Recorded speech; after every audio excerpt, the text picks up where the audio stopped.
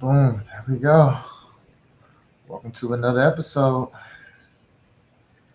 My What's G. poppin', y'all? What's poppin'? What's the word, man? How you feeling? I'm chilling, bro. I'm chilling. It's hot. I got a bike after this. It's Saturday. I feel really inspired though, man. Like it's been a busy week. Some good creative stuff, and the best thing being the Spike Lee movie or whatnot. So I know we're gonna delve into that a little bit in the conversation, but was very inspired by that. I don't know if we're gonna go full blown spoiler, but fuck it, I let's don't know. let's get into it. Yeah, let's just start right there. Let's start with highest to lowest. Okay. What did you think of it? Oh, I loved it. I thought it was magnificent. Okay, Like okay. I thought that Spike and Denzel Washington showed us a level of American cinema that we've been missing. You know, Yes. Yeah. not it wasn't a Yeah, TV man. show movie. It was right into it, which I really appreciate. We're getting right into the drama. I thought that I was really surprised that it was a hip hop movie. Mm, Like I mm. knew that it was a reinterpretation, but I didn't take away from that this was really going to be a hip hop movie and centered around kind of hip hop music. And I Yeah. can say I love hip hop movies. You know what I mean? Like it's been a while since we had like a blockbuster rap movie. Right, right, And right, right. Spike Lee and Denzel Washington, being at the age that they are the perfect people to kind of center that world because hip hop is their nephew in that sense. Hip hop is their Right, little cousin, right, right. and so that felt fun to get an older representation of hip hop in a way that wasn't as contemporary, but still had contemporary elements, but still was Yeah. very much so inspired by jazz, inspired by black art, so much black art in the house. Just that whole thing was just like beautiful to watch. Yeah, bro. Yeah, no, I love that. And it hit me. I guess we won't give too many spoilers, but I will give some of the undertones that I caught up in it between like the hip hop slash, I guess, like record industry, throwing like the social media component of it and the attention economy, black fatherhood and masculinity. I ain't never seen a Spike Lee movie where he used the N word so much. I was like, damn, this is, and it was punching. I was like, oh shit, okay, we got some tension in this joint for real, for real.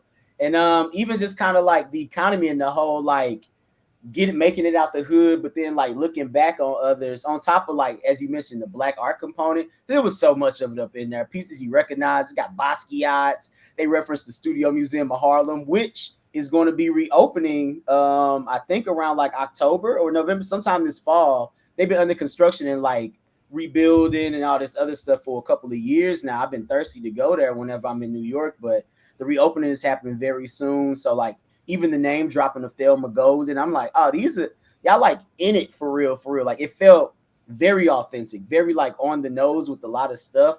Even like the whole Dumbo, the building, the condo building, because that's like one of the more prominent buildings in that side of Brooklyn and the gentrification and all that. So I'm just like, wow, like this was one that you put some like extra little your foot in a little bit more, Spike. Like I very much so commend it, and I definitely could tell that they were having fun in it. Like you could tell that they were friends. I remember a couple months ago is that clip of Denzel talking about he be listening to the young rappers and all of that stuff too.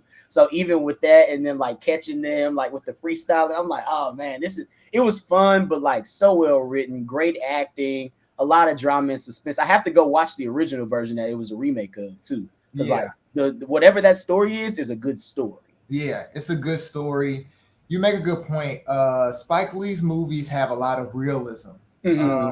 When I just recently watched Mo Better Blues, Nice. and just wanted to see like their first movie, and even rewatch it as an adult who has now done the local music scene where I'm from in a couple cities now.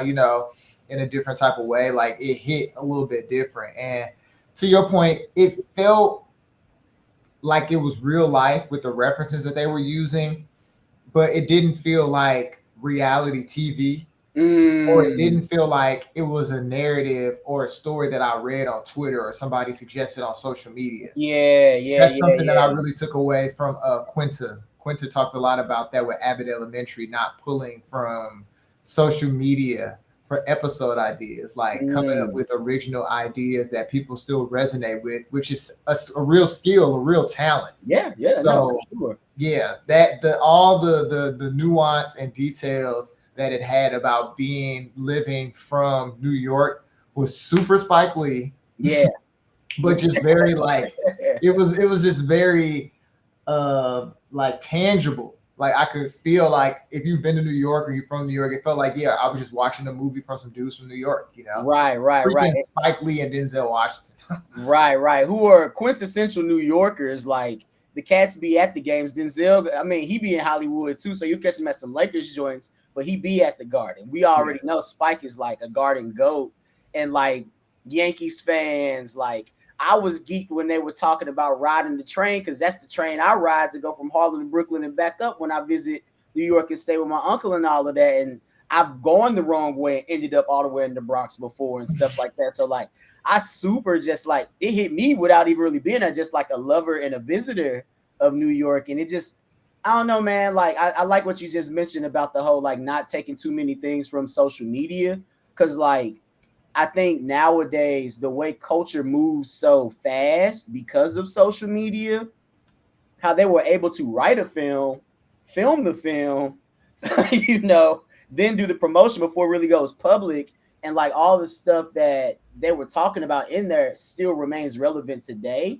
That is a skill in and of itself. When, speaking of hip hop or whatnot, there's so many songs nowadays, catchy club tracks and radio hits. I think like a Moneybag Yo is really good for it, and like other cats where they're gonna take whatever like the trending topic is and make like a quick bop, based off of whatever the lingo is or whatever the trending topic is, and it'd be a hit for like 2 months in the club and it just fizzles away because you kind of like are chasing that moment so much, and maybe virality or what else, like I say, the whole social media undertone and attention economy. I think that they were able to really toe the line to make something that is very relevant nowadays, knowing the process of making a movie takes sometimes really a couple of years to really do from like inception through actual release. And like the fact that it's still it's gonna be a timeless movie. Like I'm definitely gonna be rewatching that movie several times over the next few years. Yeah. I think something that you kind of are hitting on is the way that people consume media now. Mm-hmm. And what does it mean to go to the movies? And should people feel the need to? Now, as like an avid moviegoer, I think that there is a difference from seeing a movie in a way that a filmmaker intended you to see it. Mm-hmm. It's kind of like the difference between seeing like an original painting and a print.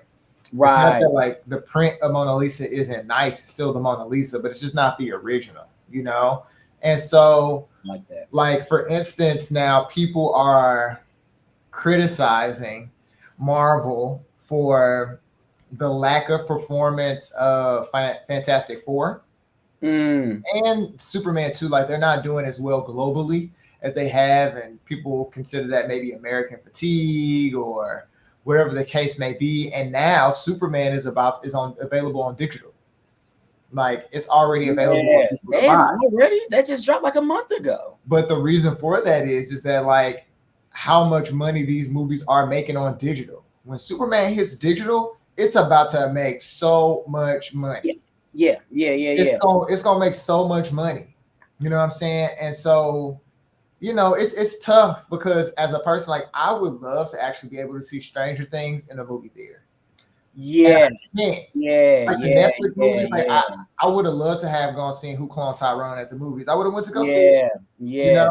And I know it's not the same and it costs a lot of money to market and all those other things, but it's like concerts. There is something to hearing your favorite artist at the concert. And it's the reason that the concert exists and the CD and the stream and the VHS and the DVD exists. They all have their place, Right. No, for sure. That's I like how you put that. I know we kind of talk about just how media is changing. And recently we talked about the business model also shifting. I'd recently come across something talking about it because there was a lot of hoopla, especially amongst like Black folk online, like hell, even just regular film fans. Like this is a movie with Spike Lee and Denzel Washington. It got great reviews. They did a press run earlier during the festival circuit, which Spike is known to do. He an old school cat. And then it's got like ASAP Rocky, who's on a run, culturally relevant to young people. Like it has all of the fixings for a great marketing setup. And in these last like 2 weeks, we saw a push with like social media stuff. I've been seeing them pop up on random like Instagram and TikTok channels that like talk about music or this and the third. So it was like a mini press run, but I've been seeing people, and I don't think it's fully figured out yet, but I guess there is more money nowadays involved with the back end of streaming. So even though, yeah, you'll push a movie out to the movie theaters, thing like that, but the stream, I mean, and then when you think about these streaming platforms, which are also big studios, and they own the IP and all the distribution and yada yada yada. Like Spike and Denzel and them, they already got their check cut for this movie. Right. So rushing it, I guess, over to streaming is now, I guess, how the streaming platforms are able to maximize their money. The same way, I guess, within the same vein, how we talked about South Park having that $1.5 billion deal. That literally is because those guys produced $300 million worth of streaming revenue for the platforms off of what they already have. They threw in the new seasons. You just paid them $1.5 billion. They already got their studio. They're going to pay their people and keep it going. Right. But like the stuff that they already have is worth $300 million a year on streaming, bro. So there's a new business model that is that is starting to form.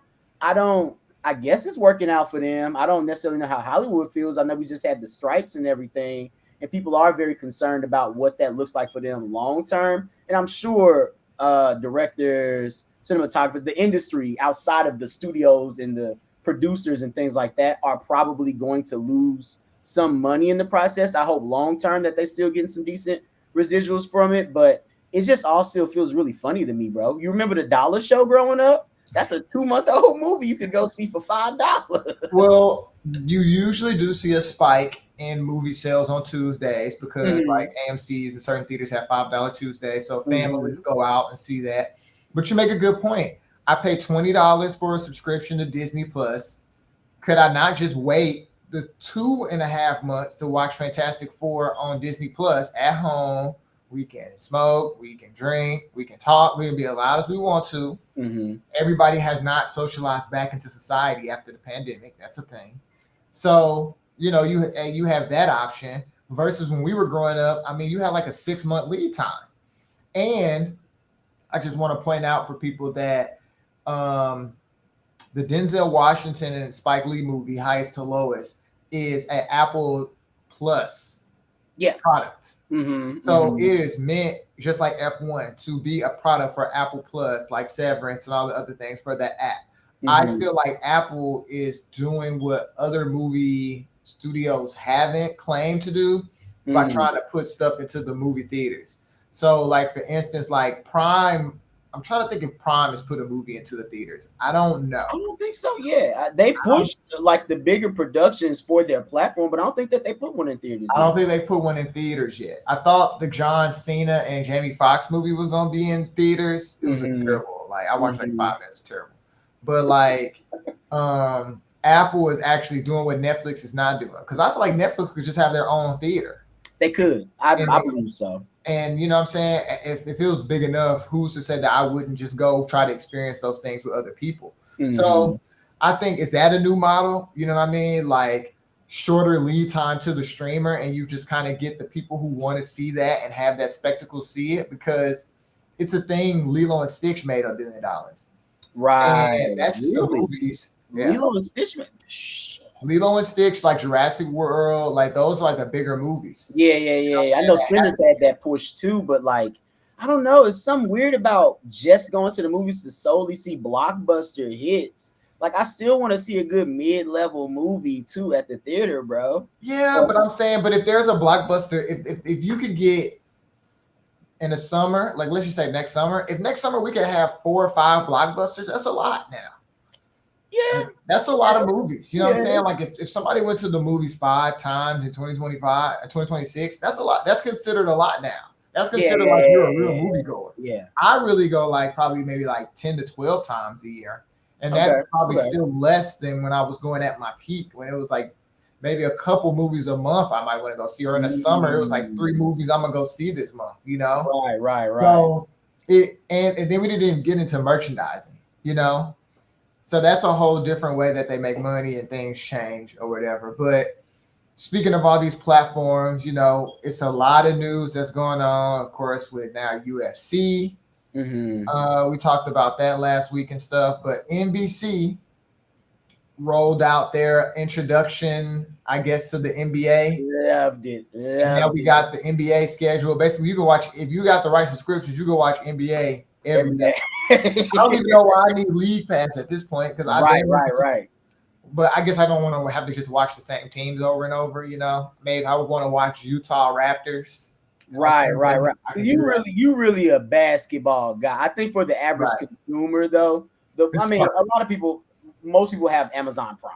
Like Amazon is a big deal because of that. So you're gonna get your Prime Video with Amazon Prime. I know Peacock is pretty big. I don't know what the exact numbers are, but they've been kind of growing. And I'm sure with these new contracts, they will get more subscribers. And I'm sure there's a TV show or something like that they got on deck. NBC. So that's something. Yeah. With that.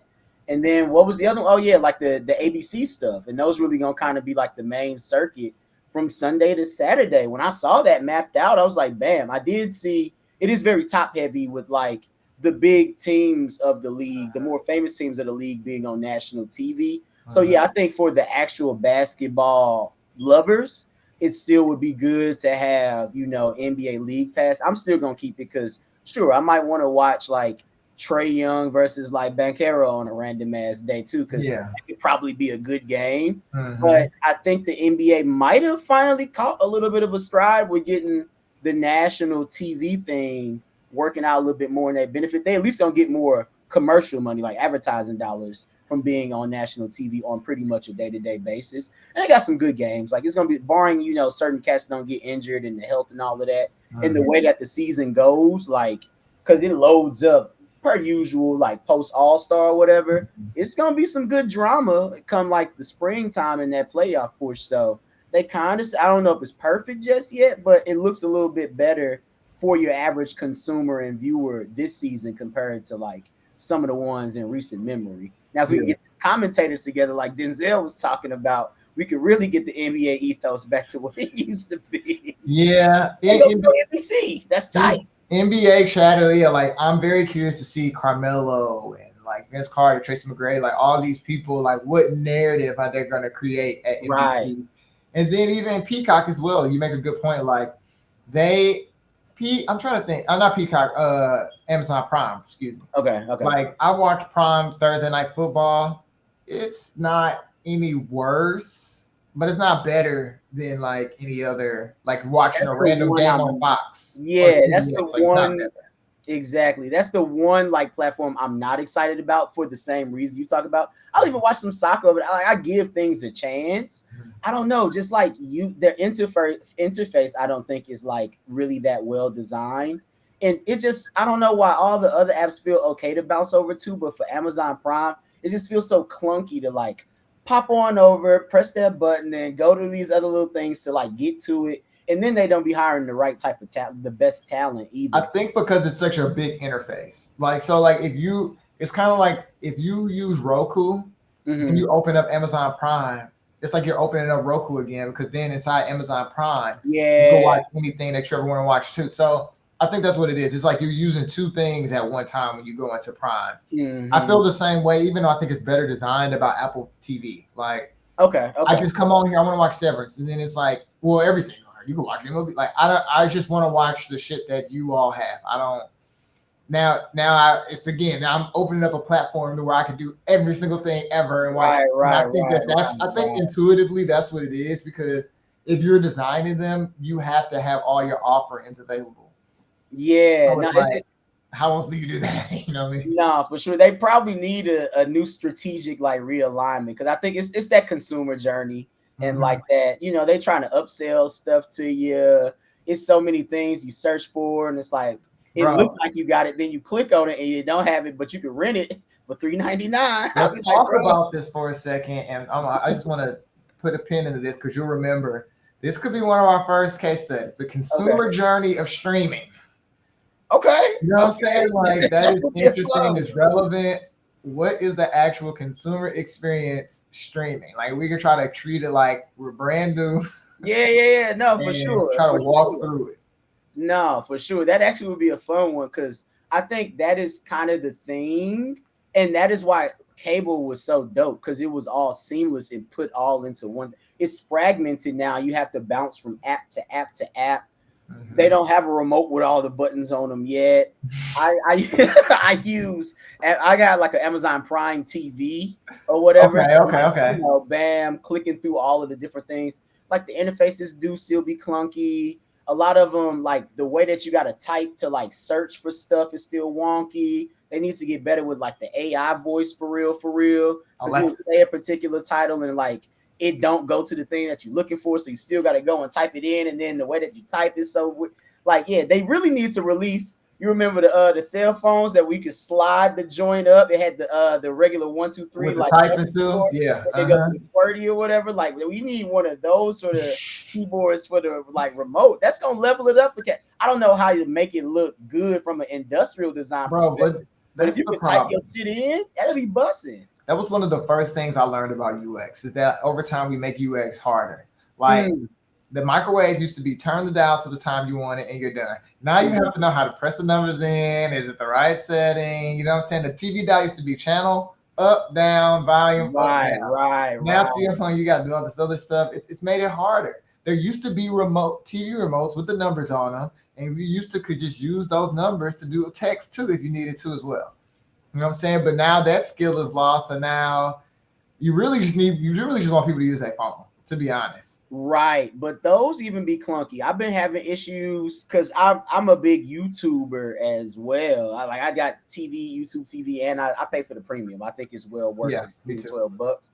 But like lately, when I try to like do the little Bluetooth, use your app as a remote thing, it don't always connect. And it's just been happening to me maybe within the last month's time. I don't know if there's like an update that needs to happen or something like that on my phone or on the app, but like, yeah, it's just like you said, the UX is getting like way clunkier, bro. Yeah, it's not as seamless as motherfuckers make it out to be, and they have all the content between all these different things. You just got to make it easier for people to get to it. Yeah, that's real. So next, I know we wanted to talk a little sneakers. We haven't talked a lot of sneakers. Yeah, not in a minute, man. The boy Angelo Bacche from Awake, a true streetwear legend. You know, we've been fans of him for years. For those who aren't aware, the New York streetwear, I don't even know. You know, everybody want to run away from the word streetwear nowadays. I hope that he calls this stuff streetwear. But the New York fashion brand Awake, from Angelo Bacche, one of the best brands around right now, I would just say in general. They make really cool clothes, and it's very culturally relevant. But the founder, he used to be not a creative director, I want to say it was like the brand director over at Supreme, because Brandon Babazin from Noah was their creative director. But he handled a lot more of the brand stuff for many years over there. And those two, Brandon and Angelo, kind of are the two, plus my boy Aaron Bondaroff. That's a deep cut for cats who don't know. That trifecta is kind of like the crew that helped make Supreme into what we know it as today. From that humble mumble skate shop throughout the 90s to like a cultural powerhouse, you know, sprinkling a little bit of the Japan or whatever, because that was a big deal for them too.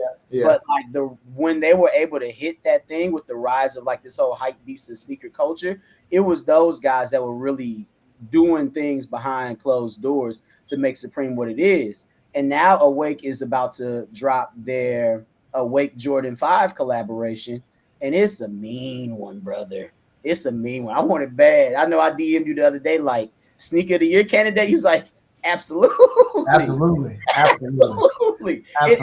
hope based off of what I've seen, it might get number one over the course of the year. It's been a couple of other hype ones, but that to me has been the best design to shoot too. Other than I like the Nigel Sylvester joint early this year too.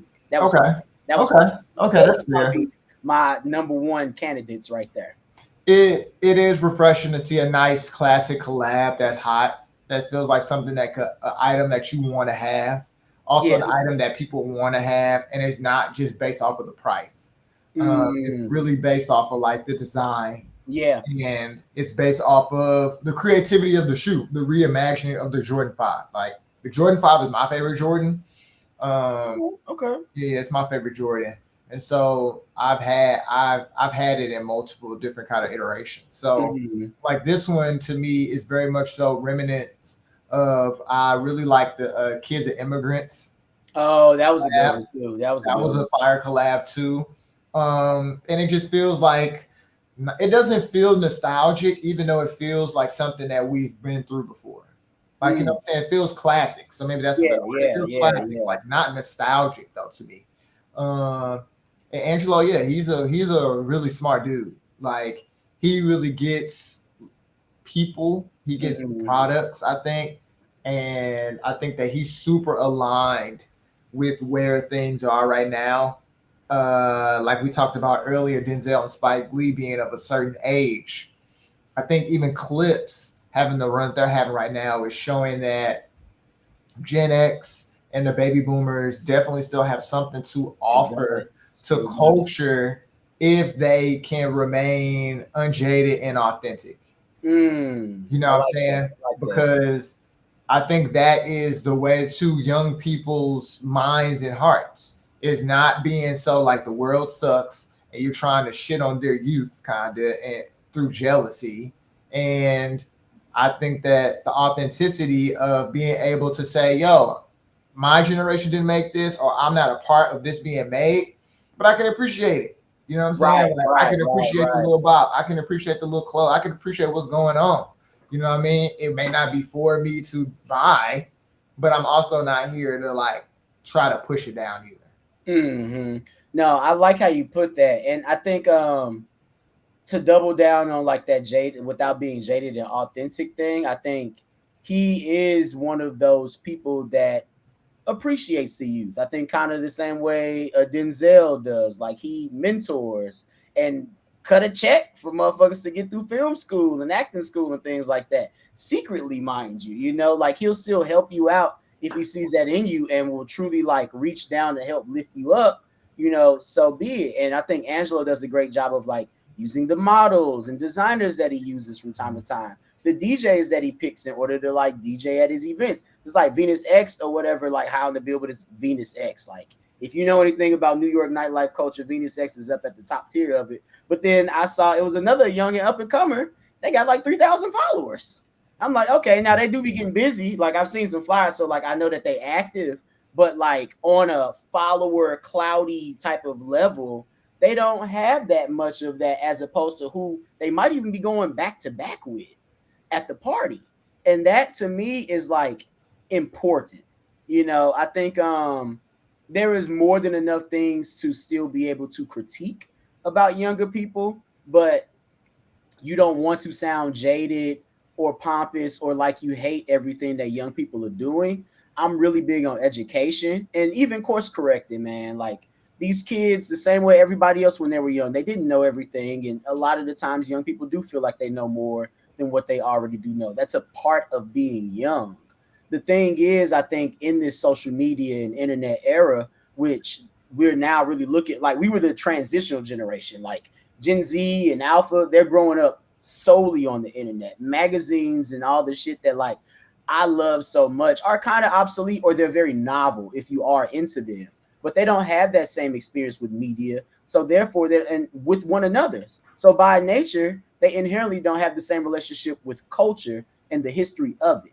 Nobody's sitting around anymore. Maybe if your parents make you do it, I know I've kind of used it as an analogy before, like the road trip. We didn't have tablets and cell phones with our Your own own and headphones. all of that. So yeah, if you're going on a family vacation road trip situation, I had to listen to Dr. Dre's The Chronic and Mary J. Blige. I love all of it. It definitely helped make me into me. But literally, for like a 7 or a 10-year-old that's in middle school, they probably do have their own Spotify playlist and they listen to their own stuff. And it does look a lot different, but we have to figure out a way to keep the recipes alive for the kids. And not all of them going to appreciate it, but I think the cream always rises to the top, like they like to say. There's always been one hit wonders. There's always been people who have a run of only a couple of years. You hot for a moment, but you don't end up being Denzel as like a Hollywood heartthrob or yada yada. Like everybody can't be Leonardo DiCaprio and all this other stuff. So I think the cream will always inevitably rise to the top. But those guys also are students of the game. They're older. But for someone like, I know we sing a lot of praises culturally about Timothée Chalamet, but hearing how he talks about wanting to be really good, you could see it in his eyes. You could see from the roles that he decides to pick up. You can see also, because he did grow up in the internet era, so many other aspects, like he's a real New York Knicks guy. Like I want to see him there 30 years from now, still making hit movies, still at the Knicks game with his shorty. And it's like that. Like those things you can't make up. You kind of like, God determines and destines you to kind of go down that pipeline, but he does his homework and you can tell, and he cares about his passion and his craft. You can tell that stuff. Same way we mentioned like Tyler, the Creator, and things like that. That guy's a student of the game, bro. He had a chance to learn how to play the keys from Pharrell, who learned how to play the keys after meeting Quincy Jones. Like it's certain people that like got it. And there are people who I'm sure Quincy Jones might have offered to teach the pianos to if Quincy fucked with you that much, because Quincy might not fuck with everybody. But I'm sure it's other people that like let it go in one ear and out the other and was like, yeah, I met Quincy Jones. He taught me how to play the keys. Pharrell took that seriously. Tyler took that seriously. And you can tell that they take it seriously because they are where they are now in their careers and in culture and the impact that they have on other people. And I think, you know, once again, the cream rises to the top, bro. You'll be able to see that. And I think for us, you can see authenticity and pureness and rawness. And we don't like to get caught up in all of like the media hype and trending topics and vanity metrics and all this other shit. Because the same way a Hollywood heartthrob come and go, so does an influencer. Yeah. You know, yeah, that is real spill. You know what I'm saying? Like it's here one day, gone the next night. You know what I'm saying? And like those overnight sensations really, they kind of messed up the game. You were even talking about virality earlier, something being viral for 60 days and then it's gone. You know what I mean? Right. I think that there is a new way that we consume culture, and we consume it now in our own silos. And so culture for a lot of people is like a big Venn diagram, you know what I'm saying? To where it's like, you may be in anime culture, but that doesn't mean that you're like in K-pop culture. But K-pop culture really does cross over to anime culture in a lot of ways. And it's just so many different ways that you can be involved in a conversation now. Where previously you could only really watch the Boondocks if you knew what Adult Swim was, if you knew who Aaron McGruder was and what the Boondocks were, or if you went to like Black culture kind of. Right. That was really it. It was no other way. And then maybe it got popular enough and then other people found out about it. Mm-hmm. But that was the only way to really be into the Boondocks. It was same with Chappelle show. Chappelle, it was so much like that. And now that is a nuance that's lost. And I think, like you talk about, I think young people are discovering our old idols. I think that they come across them in their own way. And I think that we have to be open to the fact that they may not appreciate them like we did. And that is okay. You know what I'm saying? Like, because they probably never thought that people would still be talking about Beethoven and Mozart and all that kind of stuff. You know what I mean? And so only so much can really be passed on. But to your point, the real recipes, no Michael Irvin, have to be passed on. You know what I'm saying? Like, they have to be. That's crazy. Shout out to Michael Irvin. He's a crazy man. He is. The mothers, they're not teaching the daughters how to cook anymore. You gonna let them come into your house? Oh man, wow. I'm just saying. No, a random thing. You know, what's something that you do think we're losing recipes on that you actually are concerned about? I think this actually is a good segue into the Joe Budden conversation that people are trying to have. Okay. I think that people are losing what it means to be a skilled intellectual or a skilled anything. Because journalism is a skill. It's a trade that you learn. Now, I'm not saying that you can't become a journalist without going to school, but it's like being a cook. Like, you can't just put however much milk you want in a cake. Right. I'm saying, like, you just technically can't. It's going to be rule. It's not going to cook right. You know what I'm saying? You can call it what you want. You can call it a cake, but it's not no cake. You know what I'm saying? And we got bakers that have proven a science to baking cakes. And so, like, people are frustrated with, like, Joe Budden, for instance, recently. Like, there was a clip that went out of Mark Lamont Hill, and he was talking about his friends that he lost in Gaza, and everybody was upset with the Joe Budden cast reaction to the serious topic of him talking about Gaza and losing a friend. Myself being one of them. Right. Now, the thing I think that people don't really watch Joe Budden, that don't understand, is that Joe Budden runs his show like reality TV. And the real show is on the Patreon. The real show is not the clips that come out on YouTube. Okay. So it's conversations that they continue that if you just watch the YouTube, you don't really privy to, and it's other connectors. So, like, since their show is like 3 hours, most people just watch the clips. Mm-hmm. But at the beginning of that episode that people are talking about, Mark mentions his friend, and Joe says, and like we talked about earlier, I want to say again, like, condolences. Mm-hmm. I want to say that again, condolences, which says to me that they have had a conversation about this before. They've already kind of talked about it, and they don't like to have really deep conversations on their YouTube. They rather make people pay for it. Gotcha. Okay. They're more nuanced conversations. Like that, like when he did his real deep dive on Drake or during the beef, that was on Patreon. Okay. So, like, that is different. That's the difference in what the content that he's created. Very much so like a streamer. Like, you gotta watch Castanet to know why people like Castanet. Right. You can't just like come on a Castanet clip and see him hanging with you. Be like, why do people like this? I don't get it. But it's like you're kind of missing the point. You know what I mean? Mm-hmm. But every big platform is not the platform to have serious conversations. I don't know why anybody would think outside of Mark Lamont Hill, why anybody was up there to have that conversation. Mm-hmm. And that actually is too serious of a conversation to have people who aren't knowledgeable about it have it. Okay. So just because that they're popular doesn't mean that we need to hear them talk about that. In the same way, just because you got a whole bunch of followers, you could be a man. I don't want to hear you talk about certain women topics because you're not an expert in it. I don't want to hear some people talk about the NFL and the NBA because y'all don't even watch the NFL or the NBA. You just got followers. You know what I'm saying? Like, you're looking for engagement.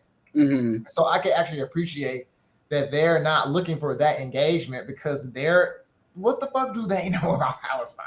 What the fuck do they know about Gaza? What the fuck do they know about journalism? Nothing. That's why he hired Mark Lamont Hill to be on his show. You know what I'm saying? So that's why I'm just like, I feel like people don't respect people's certificates and people's skills and trainings because of AI, or people just feel like they can learn it on YouTube and all this other stuff. And I just think that once we kind of can figure out, or we may never, maybe everybody's just a generalist now. And it's just like everybody can be a producer, everybody can be a DJ, everybody can be whatever they want to be with a few clicks on the board. But I think that's a recipe that I don't want to lose. Okay. I like that. I will say on my side, what you decide to clip and post is a choice.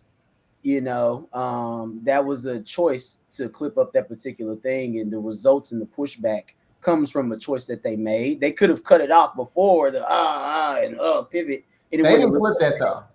Word. Well, whoever did, somebody must have went and like, baby. So then even on them, that's a personal choice. They must have a particular beef or vendetta or feel a particular way about it, which is, I think, also fair and valid. A recipe on my side, though, is a level of consciousness that I think that we are losing from our Black people who do have influence and essentially voices of authority. Like, Joe Budden is a very influential person. He's not influential to me, but within especially the broader Black man space or Black manosphere, he's the Joe Rogan of Black men pretty much at this point. And that carries a lot of weight. And with that is responsibility. You know, like, you were put in this position for a particular reason. I don't necessarily expect motherfuckers to be full-blown activists, but like I said to you, I don't know if it was doctored or anything like that, but just the way that clip did look, and like you said, thank you for giving that context as well, like about the other stuff, because that does help and matters as well. But just being able to give space, even if it's not a deep dive into it and things of that nature, because I know that's not what Joe Budden podcast is about in the first place. But like those are also still Mark's homies, and like you said, he brought Mark over forward, and I've seen the debates and things of that nature, and Mark be putting motherfuckers on game. I'll be seeing people say like, I'm glad Mark is around, I'm learning something, but just kind of like the way that they, from the clips that I see, because I'm not a Patreon subscriber, the way that they have these particular conversations, it is very reality TV show-esque. I know Joe Budden did come from that route as well, so I think maybe he got some of his media training and development from that. But my thing is, just as a younger black man that is also a black man that is coming of age and into my own right, I just look at so many of our OGs and be like, damn, bro, like you act like you still in high school sometimes, or a lot of the time. And it's a lot of like arrested development for people that our niggas and younger look up to and be like, oh, I'm aspiring to be like X, Y, and Z. It's unfortunate Diddy ended up being a fucking psycho fucking scumbag, because on a businessman level, that would have been something to aspire to. I know Jay-Z, Hov, he get a lot of pushback on the black capitalist tip, but I like his chess moves, his power moves that he make. I also like how he carries himself, you know, overall with a particular level of composure and shit like that. These people are not perfect. There are valid critiques of them, but those are lessons learned for us moving forward. But I will say, Hov don't act like no goofy. I don't ever see Hov act like no fool. Even when he drunk at the Grammys and get up there, he might pop a little shit real quick, or the Rock and Roll Hall of Fame when he got inducted. Bam, and then took the private jet, flew back to the other side of the country, and celebrated over there with his wife and all of his loved ones in New York City in his home. It's just a particular way of seeing cats move. I'd rather, like, I love what Vince Staples is doing, you know, and I don't have a particular expectation, though I wish that we did have a certain level of consciousness where there could be enough of an expectation to draw consciousness to these things, because Palestine is just one instance. We got a whole situation in Chocolate City going on right now, you know, that is affecting our people. The Haiti situation or whatever in Ohio on the election run, it was people getting stepped on and like hopped out on in New York City earlier this year. That was also black folk. And it's like, you don't have to do crazy deep dives. I don't expect you to be a capital J journalist, but with your platform to not invest at least an equal or a third of your time into just like bringing things to people's attention. Because I get it. I would not like for Joe Budden to be a fucking political activist. I don't. But I do think that giving that information to people, knowing good goddamn well that a lot of people don't consume that on their own and don't be paying attention to the news, these are very important things. You could be listening to Joe Budden podcast on the block in DC and ice hopping out on your ass. And you might have been a little more aware of the situation had Joe Budden just simply been like, yeah, ice hopping out on niggas in DC. Like, I do think that there is still a little bit of that is missing. And we live what happened between that 60s, 70s black consciousness, civil right, post-civil rights era or whatever. And now is that moment in hip hop where the record label and all the shit they talk about the conspiracy theories of destroying the black man, and got a whole song where they talking about, I gotta get mine, you gotta get yours, as opposed to like, we are family, what's going on, shit like that. And through our media, which impacts our culture, because we are the creators and the biggest consumers of the media and the culture, you know, I think that it's led to a little bit of a negative impact on us. On top of the fact that, you know, we don't have the same amount of resources in our schooling. The school to prison pipeline is a thing. You know, the jump out boys is a thing. The crack epidemic hit us more than anybody else. Like, and knowing that Joe Budden was on crack, like, you know, like, to not at least have the heart and the integrity to at least want others to do better. We already heard he don't be paying his motherfuckers the same amount of money and shit like that. So to me, I think you have bad character. And that's I would not like for that to be a thing. He got his own mouths to feed and all that other shit, but like, it's just unfortunate that we don't have people with better character. You know, and motherfuckers that talk about Obama and shit like that, which I fuck with, but then people also bring up, be a war criminal. I don't think it's very hard to not be a war criminal when you run in America, but that's a whole nother topic. But like, at least talk about that on the Budden podcast, actually, because Mark. Word. And I know, I'm sure Mark probably would have brought something like that up, because that's what Mark, you know, I've been a long time fan of Mark's and follower, but like, yeah, man, just to be able to like be flawed but still telling the truth and like the real truth, as opposed to like I ain't even trying to get in all of that. I know niggas that I had to check. That's my homies. It's like I don't read the news because it make my brain hurt, or I just don't want to like pay attention to the shit because it's like too like heavy. And I understand that, but like if anything, bro, you a man. You supposed to be the protector of this shit. Your own family and shit, bro. You need to know that because you the one that gotta go to war on the front line once the shit hit the fan. And if you don't know the tactics that your enemy are using, how the fuck you gonna beat them? And I ain't even know super full blown radical. It's just like on some be tacting swift because the nigga will come and snatch you up off the block and throw you in jail for nothing. But I rest my case. Hey, now you make a lot of good points. I think you raised the new responsibility that these people have as creators. You know, he was just in the New York Times, so now he's no longer a small time creator. To your point, Joe Budden was. Yeah, Joe Budden had a profile in the New York Times. Well, thumbs up for him on that. I ain't no hater. Nah. But no, I'm just saying like what he's been able to do with his Patreon. About he's making like $1 million a month. Yeah. Okay. That was the New York Times thing. I remember seeing that news. Okay, that was from the New York Times article that they did on him and like the stuff like that. So that's what I'm saying. Like, I think that you make a really good point of like what is phase 2 look like and how does that start social responsibility. And that's why I bring up reality TV, because reality TV has not taken any accountability for the behavior of the people on reality TV and the things that has created within our culture. Right. There's no reprimanding for the negativity that is done. And you can say, well, people only watch this, they only watch that. Well, that doesn't mean that you should make it. And that's all I'm saying, that there's a different sensibility for people who like the things that they like. You know what I'm saying? Like, that's just the truth. You know what I'm saying? Like, you have a different sensibility if you, I'm not saying right or wrong, but it's like if you gonna go to the Root show or you gonna go to the strip club. Right. I'm not saying one is more important or less important or blacker or this or that or cooler or smarter, but I'm just saying you have a different sensibility. You know? So I think that is something that's at full display. And like you said, now everything is about a clip. How do you want to be remembered? Like, because you have control over that. So if it's more important for you to be remembered as somebody that made money and entertain people at all costs, well, that's a sacrifice you got to make. Or you a person that stood up for something and maybe sacrificed, but you was on the right side of certain things. Well, that's a certain case you can make too. You know what I mean? And I'm not here to say what people should or shouldn't do, but I'm just saying like that seems like those are the options that you have. You know? And I think that as hip hop goes into 100, how can we continue to find space for us to elevate and grow? Right. There hasn't really been a space for a Joe Budden, really, or like anybody that's like, you know what I'm saying? There really hasn't been a space for it because BET don't exist no more. TV One and those kind of platforms aren't platforms like that. And so I'm very curious, actually. I was thinking about this, like, what is Castanet going to do over the next 10 years? He's going to sign and be on TV? Right. Or are they going to continue their platforms?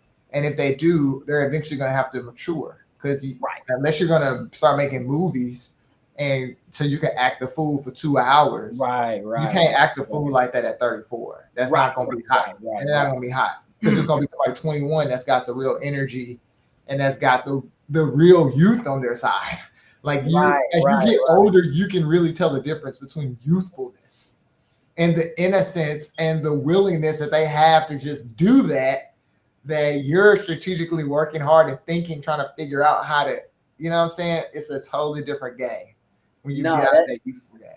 I wholeheartedly agree with you. And I think that, like, I think I saw, it was a tweet recently, somebody was saying that about, I think like Playboy Cardi's music and just like other artists. It's like, yeah, I was listening to this when I was like 19. I'm 29 now. Like, you're still making the same type of music. Granted, I really do like the new Playboy Cardi album personally.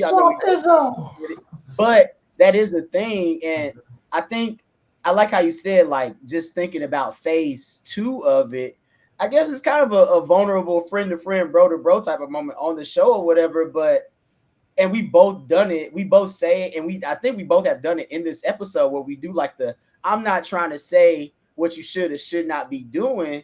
I'm curious. Should we actually start like I think there needs to be a line that needs to start being drawn, because I think we allow motherfuckers to be too free at times. It's hard to do because it's like I'm not trying to tell you what to do, but I do think that we as a broader collective should start actually saying what is and isn't allowed, or at least a timeliness of it all. I think that there's appropriate times to be serious and appropriate times to actually have some fun, and less about you and I specifically, but like, should that be a thing that like we as a people, or even a broader American society, because all other racial demographics got their own silliness and their seriousness going on as well. It ain't just specifically a black thing. Right. I think Americans really need to get their shit together. TBH. Like, is that something that we probably should do? Like, aspire for a level of responsibility and like exceptionalism again? Or is that too much to ask of people?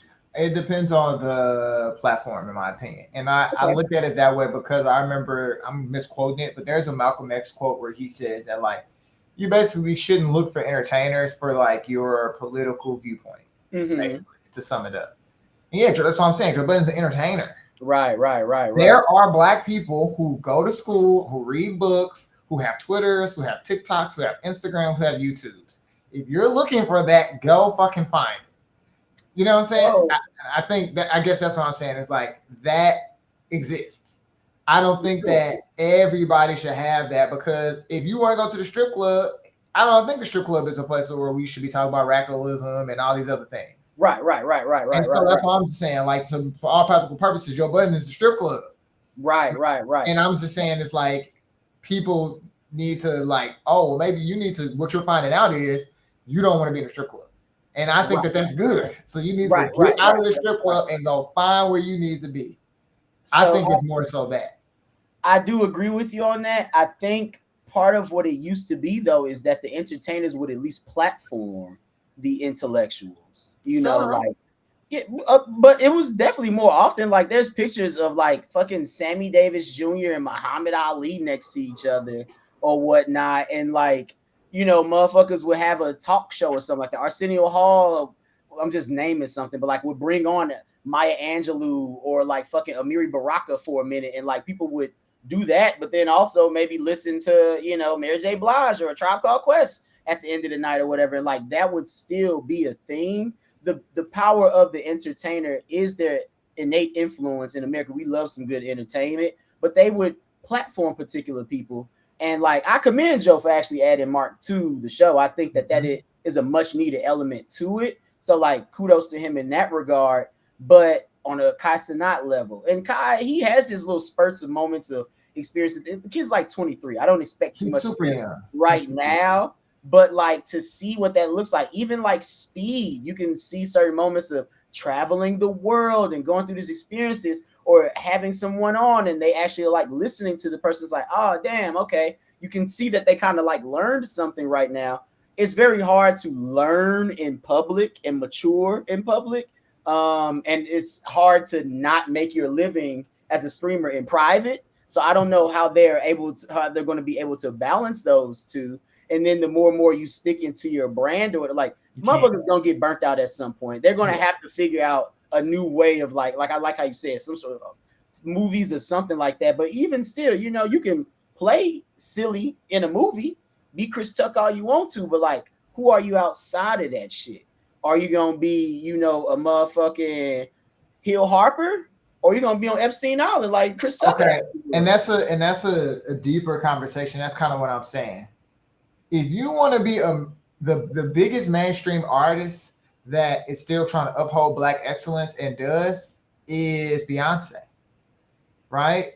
Beyonce is trying to tell the story of this Southern Black woman who is trying to, you know, not only assert her dominance in music business, you know what I'm saying, but as an entertainer, raise the stakes for what it means to be an entertainer in modern times. And nobody is really competing with her on that at all. Like, she doesn't really have any competition, really. I would argue the biggest rapper, Kendrick Lamar, is living in that vein to some degree. His beef was based off of that premise. You are perpetrating Black culture, and we're not fucking with that shit. You know what I'm saying? So that's what I'm saying. It's for who it's for. We can't, and nothing we can do to force Drake see it. He don't want to see it. He don't see it. And ain't nothing we can, and we shouldn't try to make him feel bad about that, to me personally. Because it's like, I don't want people who can't fight at the mall me trying to fight. I don't want you there because then we're not gonna be cool because you're not gonna fight. And then it's like, because when it's time to throw hands and now you running and shit like that, it's like, or you just get, you know what I'm saying? Like, even if you just we might need your homie to go get the help. We might need it so, but it's just like, I don't even want to put you in that situation. That's kind of what I'm saying. It's like, I think that's what we learned from the past. It's like, when it came down to it, okay, Black Hollywood used to be a lot smaller and it was a lot less privileged. So they had to fight for so much more, and they fought for us to actually just be able to just be actors. Now, that is not the case. Obviously, there's still things to fight for, but that's what I'm saying. I always go back to this because it's still a thing. But if you a Black, I don't give a fuck how mean or bad he is to some degree. If you a Black person and you haven't tried to work with Orion Coogler, haven't tried to work with my man that made Moonlight, Barry Jenkins. Barry Jenkins, I think. Or if you haven't tried to work with a Melanie who's doing a whole bunch of stuff, or if you haven't tried to work with Tyler Perry, you know what I'm saying? Like, there are people who don't want to work with that because they want white acceptance. Right. You know what I'm saying? And so that's what I'm saying. You talk about Sammy Davis, like that was his whole thing, was like trying to find the balance of being Black but still wanted to explore these white rooms and expand his art. I can't be mad at him for that. You know what I'm saying? And so he felt a responsibility to still lend his voice to Black people. And that's what I'm saying. In their own way, I've seen Joe Budden and other people, like Castanet is a good example. Drewski, like, they have had periods where something happens and then it's like, okay, well, you got to draw a line. Like, things will happen in your life and you got to decide what line you're going to live on and where you're going to draw the line. They are young enough to where we can see the mistakes they're going to make before they make them. You know what I'm saying? But to your point, what responsibility should we hold them to? And that's what go back to my skill thing. I don't want to hold any entertainers to the same responsibility as I hold people who actually put in that work to do that. And that's all I'm saying. It's like, there are us. They could listen to us. If you want to, some niggas that's going to willing to say, like, listen to us. You know what I'm saying? Like that's what I'm saying. Like, and we're not the only people, for sure. Right. That's all I'm saying. It's like, that is what you got to get into. Like Essence, all these old things. There's still Black people there that pushing, still living in what we're living for. But as entities, that is against capitalism. They're capitalists. Yeah, they're a lot of people are remodeling their business strategies. Like even BET ending like the Source Awards. I mean the BET Hip Hop Awards and Soul Train Awards. Yeah, the Soul Train. It was Soul Train. It's like, damn, like those are hallmarks. I mean, hell, I know. Maybe you sent it to me. I think the Van Lathan, like talking about the new that was a really dope like way of building out an infrastructure for it. And I do believe, like, you know, we should have our own sort of like self-governing organization. Like, this is what we say hip hop is, because we leave too much to be determined by Viacom or fucking iHeartRadio or, you know, Clear Channel and all these Ticketmaster and all these other particular things.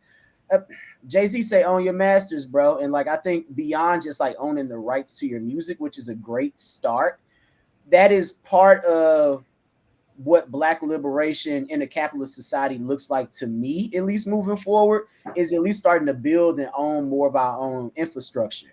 I think the internet gives us an opportunity finally, because we would get blacklisted and blackballed out of shit in the past. But yeah, if you have 2 million fucking followers or 20 million followers or a cohort of 200 to 500,000 followers, and we could build up a network for this shit, bro. Like the Chitlin circuit sustained itself for many, many fucking years while we were being, you know, racially segregated and put to the side from actually going into their clubs. And I get it. The taste of the champagne is nice. It's of a better quality a lot of the time. They giving you cheaper quality products. Same with our grocery stores and our food deserts right now. That is a thing, but we can grow our own shit. We can have our own land. We can open our own venues. It might be harder. We got to vote somebody in the city hall that can get you that liquor license quicker. We have to go and we have to do those things as well. And we were on that path for years. And I was just having a conversation with somebody the other day, my man's little brother or whatnot, and they're of Nigerian descent, but he grew up in America. So he has that duality of like Nigerian household, but also understanding the lived experience of just being black in America. Because they don't care if you black, Jamaican, whatever the fuck, you black, you a nigga over here or whatever. And he just recently graduated college and all that. And I was just kind of like talking to him and just letting him know, because I guess there was a little bit of pushback from some of his peers, his non-black peers, about the reparations topic and all of that. And I just wanted to remind him, they're like, hey, every time, because he didn't know, hitting him with the whataboutisms and what about this and what about that and blah, blah, blah. Like, those are fair and valid things for the natives and so on and so forth. But like, everybody, the natives got some sort of semblance of reparations. The Japanese have, Jewish people have, people that we didn't even harm on American soil have gotten reparations from us. And even if we don't get reparations, the fact that so many people talk about Black Americans as if we're these lazy bums that don't ever want to do shit to be better, well, we got so much dignity and pride and work ethic, bro. But every time we build some shit up, it gets taken from us. It gets taken. We are robbed of that in a way that other nationalities and ethnicities and races cannot say in America. There is no Mexican Wall Street bombing. There is no Asian fucking Rosewood. Those things did not happen. There is not a crack epidemic that fucking took out the Japanese in America. Those are things that were specifically targeting African Americans. And it was always happened to seem to be around when we finally was getting our shit together. Y'all don't want to hire us. We're gonna do this. Y'all don't want to let us in y'all schools. We're gonna build our HBCUs. Then if we want to get funding, we gotta let some of y'all in, even though we can't still get into y'all schools. It's like every single time we try to actually determine ourselves in America, Uncle Sam and a bunch of racist hating motherfuckers tend to just not like us actually taking matters into our own fucking hands. But I just don't ever want our people to stop trying, bro. Because that's the only way we actually gonna be able to succeed out here is by actually accomplishing that goal. And something that you said made me think about other groups that, like in St. Louis, I found out. Did you know St. Louis used to have a Chinatown? I've heard, but I never like dug into it. We had an actual Chinatown. Okay. It's on the corner of, I think, like Chestnut and like 8th, across Cattle Corner to like Ballpark Village. Yeah. And it's like a river. It's like a sign right there that like basically is memorial to it or whatever. But to your point, when white capitalism is ready to displace you and move you, you know what I'm saying? I never even knew that. Mm-hmm. I don't know the history, and I'm a person that's tried to dig into the history of the actual African American and Chinese experience in America. I've done work on that shit. You know what I'm saying? Mm-hmm. And so, like, that's why all this last election was so disheartening, that people can still be divided in that way with all the evidence right in front of them. And so, to your point, if anything, I hope that moving forward, what all of these platforms are willing to do is just do the knowledge. Like, just do the knowledge.